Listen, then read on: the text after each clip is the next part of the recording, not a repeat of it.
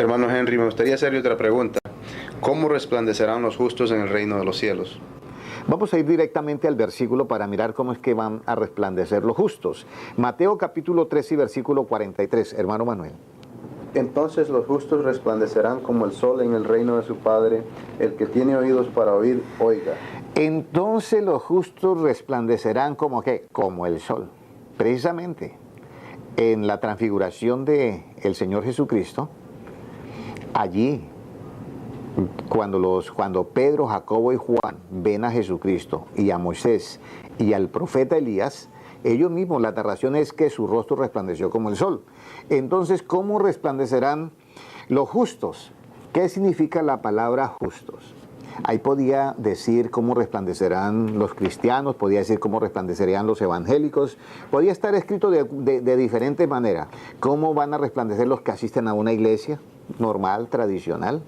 Pero aquí hay una aclaración muy grande. Aquí el que está hablando es Jesucristo. En algunas Biblias esta porción está en tinta roja. Entonces es bien importante el punto de vista de Cristo. ¿Por qué? Porque Él nos dice que entonces resplandecerán los justos. Los justos son aquellos que practican la justicia del reino de Dios. Esto debe quedar claro en nosotros. Si usted y yo queremos resplandecer como el sol, eso solamente tiene el derecho de que resplandezca los justos. Y los justos son aquellos que practican ¿qué? Que practican el evangelio de nuestro Señor Jesucristo, o sea, la justicia del reino de Dios. Veamos lo que dice Jesucristo en Mateo 6:33. Buscad primeramente el reino de Dios y su justicia, pero es buscarla para practicarla. Por eso cuando yo practico la justicia del reino de Dios, yo adquiero un título de justo.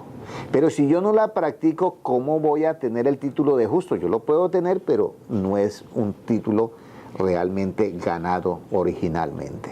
Entonces yo quiero que tengamos en cuenta esto, que es importante que nosotros veamos que los justos van a resplandecer como el sol en el reino de su Padre, lo dice así, y termina Jesucristo diciendo, el que tiene oídos para oír, ¿qué? Oiga, o sea, el que tiene oídos entienda esta parte. Y permítame aclarar esto, la justicia del reino de Dios se revela en el Evangelio por fe y para fe, como está escrito, el justo por la fe vivirá. Romanos capítulo 1 y versículo 17, allí ustedes lo van a encontrar. Y esa justicia es la actitud que yo tengo, lo que yo tengo para tratar a mis hermanos, a mis semejantes, a mi prójimo, a todas las personas que estén alrededor de mí. Esa es la justicia que yo debo practicar, la del reino de Dios. Cuando yo practique esa justicia que se ejecuta con la ley de Cristo y que se hace el justo juicio, como dice en Juan 7:24, entonces yo voy a tener acciones ¿qué? Justas para que yo me gane el título de que soy justo o que usted se gane el título de que es justo. Reflexionemos. Estamos nosotros, todas las actitudes que usted tiene dentro del pueblo cristiano y fuera del pueblo cristiano, usted las puede catalogar todas como justas, de buen trato hacia nuestros semejantes. Jesucristo dijo, bienaventurados, ¿ya? Los que tienen hambre y sed de justicia, porque ellos serán saciados. Es el momento de que nosotros reflexionemos. Y si no tenemos esta justicia, que sintamos hambre por esta justicia. Porque si usted siente hambre por esta justicia y yo siento hambre por esta justicia, Jesucristo nos tiene una bienaventuranza muy hermosa. Y es bienaventurados los que tienen hambre y sed de justicia, porque ellos serán ¿qué? Saciados. Reflexionemos. ¿Cuántas cosas usted y yo habremos hecho sin la justicia del reino de Dios? Es importante que practiquemos el Evangelio de Jesucristo para que esta justicia que se revela en el Evangelio, al nosotros practicarla, entonces nuestras acciones van a ser justas y podemos ser declarados justos. No hay otra manera. Usted no puede tener acciones justas practicando actitudes del Antiguo Testamento. En el Antiguo Testamento se aplicaba la ley ojo por ojo y diente por diente. Pero en el Nuevo Testamento Jesucristo dijo, oíste que fue dicho.